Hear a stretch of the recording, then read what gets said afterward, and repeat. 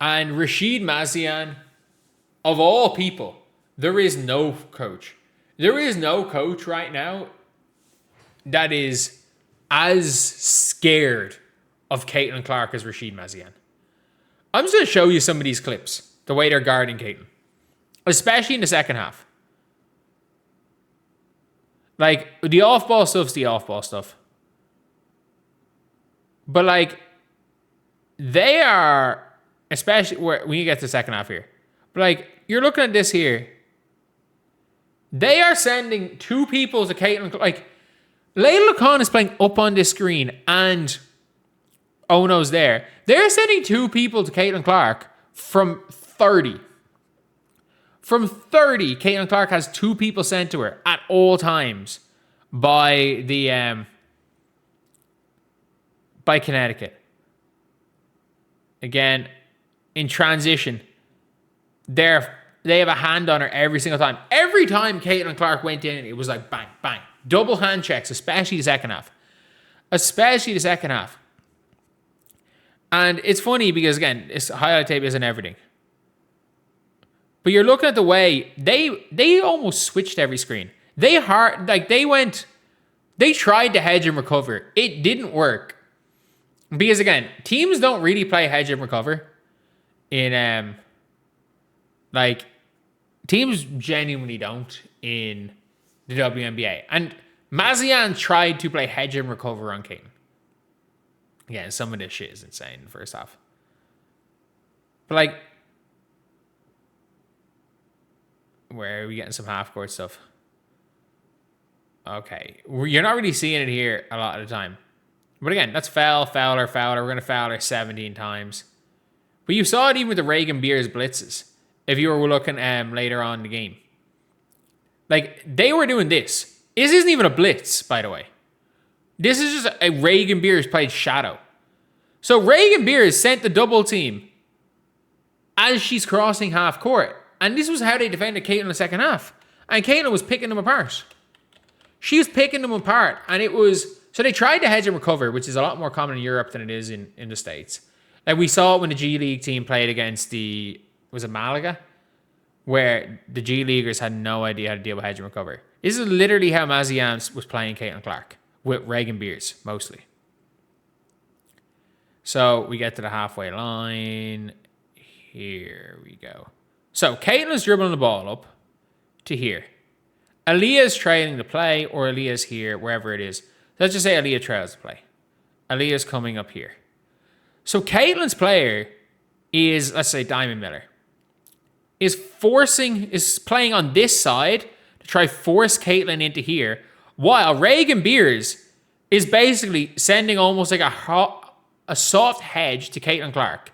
Trying to push Caitlin to this area. Off fucking half court. While they just leave Aaliyah Boston running for a layup.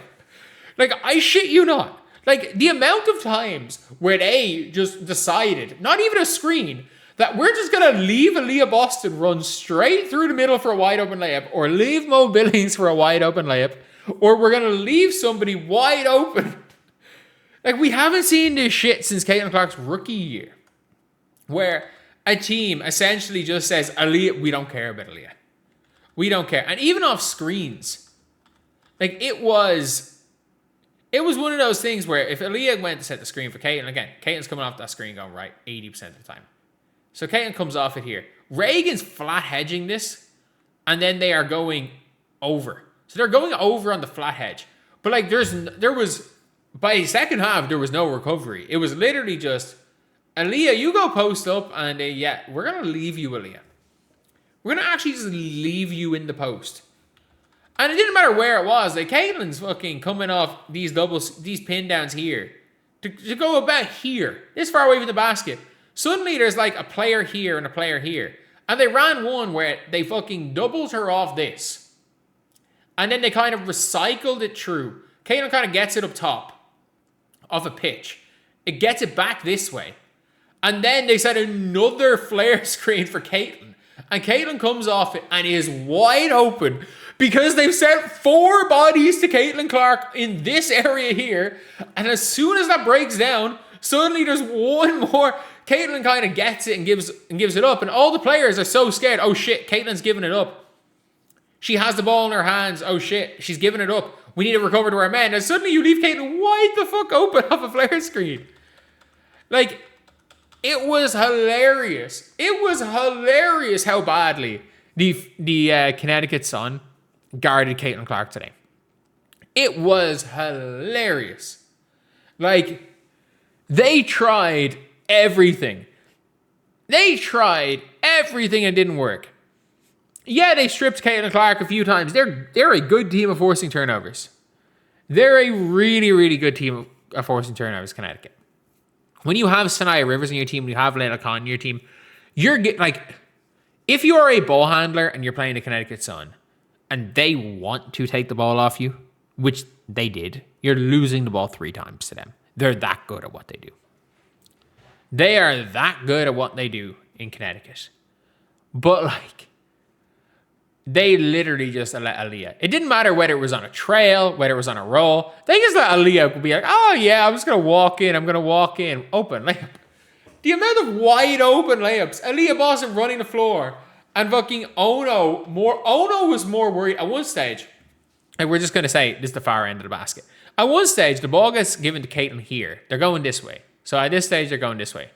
And Aaliyah's running the floor. And Ono is more worried as Caitlin's dribbling the ball. Ono's more worried about getting to Caitlin Clark here than she is about stopping the open layup to Aaliyah Boston. I think it was Ono. It was somebody. Was more worried about stopping Caitlin Clark at her own free throw line than giving up a layup. It reminds you of the Jordan Canada when or was it Natasha Cloud as a rookie? When Caitlin Clark's dribbling the ball Caitlin Clark's dribbling the ball up the court. And Aaliyah's running on the wing. And Cloud is in a 2-for-1. And Cloud sprints at Caitlin Clark to guard her at the halfway line. And Aaliyah just walks in an open layup. And it's reminding me of that. And I'm like, I'm looking back at some clips of this game. And I'm like, they were basically, because they couldn't hedge, they were essentially using Reagan Beer as a roamer.